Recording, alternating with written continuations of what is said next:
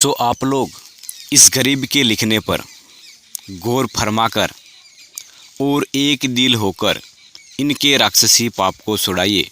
देखो भाई, हिंदू, मुसलमान, अंग्रेज और सातों आठों विलायतों के बादशाह सब एक दिल होकर लोभ को छोड़ दो और इन सौदागर महाजनान के जाल की पहचान करो और एक दिल होकर इन्हों के राक्षसी पाप को छोड़ाओ। जब तुम्हारे बाल बच्चे बचेंगे।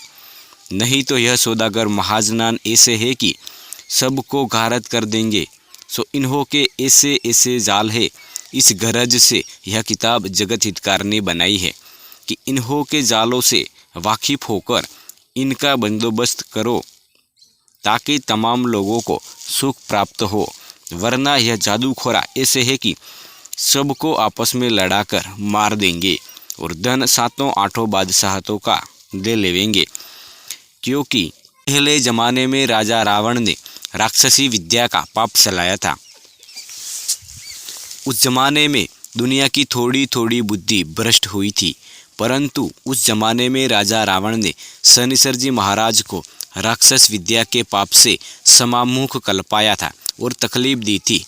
जब शनिश्चर जी महाराज ने संसार के गारत होने के सबब से विभीषण से इस बात का जिक्र किया कि तुम्हारा भाई रावण संसार के नाम का गुप्ती पाप करा रहा है, जिससे संसार के लोगों की अकल खराब हो गई है और इसी सबब से तमाम जहान में रोगशाला वगैरह फैले हुए हैं। सो आप मेहरबानी करके इस राक्षसी पाप को अपने भाई रावण से बंद कराओ। और जो इस राक्षसी पाप का बंद न कराओगे तो रावण के साथ तुम्हारे कुल को भी नुकसान पहुंचाया जाएगा और तकलीफ दी जाएगी, क्योंकि आप रावण के सगे भाई हो और आप लोगों को इनके जालों की अच्छी तरह से वाकिफियत है। सो बताओ कि वह कहाँ पर गुप्ती पाप हो रहा है। अगर से आप न बताएंगे तो आइंदा इसका नतीजा आपके हक में निहायत खराब है। जब शनिश्चर की विभीषण ने दहशत अंगेज बातों को सुनकर अपने दिल में विचार किया कि मेरे भाई रावण का जो राक्षसी पाप है वो शनिश्चर को कुल मालूम हो गया है। जो इसके बताने में मैंने किसी तरह का फरेब रखा तो जरूर मुझको रावण के साथ तकलीफ और नुकसान करा देगा। इस वजह से विभीषण ने अपनी भक्ति का ख्याल करके और ईश्वर और परमात्मा का ख्याल करके और डर करके अपने भाई रावण का कुल गुप्त पाप बता दिया कि जिस कदर रावण कराता था। क्योंकि लंका पेस्तर अलोप थी कि जब तक विभीषण ने नहीं बताई थी, परंतु लंका जब से प्रकट हुई है कि जब से विभीषण ने बताई है। लेकिन जबकि रावण से इस बारे में दरियाफ्त किया गया तो रावण ने अपना राक्षसी पाप जो कि लंका में रात दिन कराता था किसी कदर बताया और किसी कदर नहीं बताया। जब शनिश्चर ने यह देखा कि रावण मेरे से अपने राक्षसी पाप को अलोप रखता है कि जो राक्षसी पाप बाकी रह जाएगा तो हम फिर पाप कर निकलेंगे और तमाम जहान को घारत करके सरकुंड और संदाभाण में हम अपना राज करेंगे। इस गरज से कुल जाल अपना नहीं बताया कि जो लंका में गुप्ती पाप कराता था। जब शनिश्चर जी महाराज ने अपने दिल में विचार करके देखा कि जब तक कुल संसार को रावण के राक्षसी पाप की खबर नहीं होगी तब तक राक्षसी पाप छूटना मुश्किल है।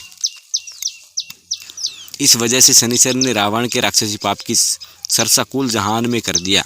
रावण ने राक्षसी पाप के जादू से मेह और मौत को अपने कब्जे में कर रखा है। इससे दुनिया में दिन दिन बुरा होता जाता है। इस बात के सुनते ही कुल जहान ने शनिश्चर के कहने पर यकीन लाकर एका सब सृष्टि ने किया कि जरूर रावण के घर का राक्षसी पाप है और हम सब लोगों की अकल इसी राक्षसी पाप में कैद हो रही है कि जो रावण के राक्षसी पाप को नहीं पहचानते हैं। परंतु शनिश्चर जी महाराज का जुग जुग और भो भला हूँ जियो कि रावण के राक्षसी पाप को नहीं पहचानते थे, उन्होंने वाकिफ करके पहचानवाया। नहीं तो सब लोग अंधों की तरह से थे और जो रावण ने शनिश्चर जी को राक्षसी पाप से नहीं कल पाया होता तो रावण जरूर कुल जहान को गारत करके अपना राज कर लेता।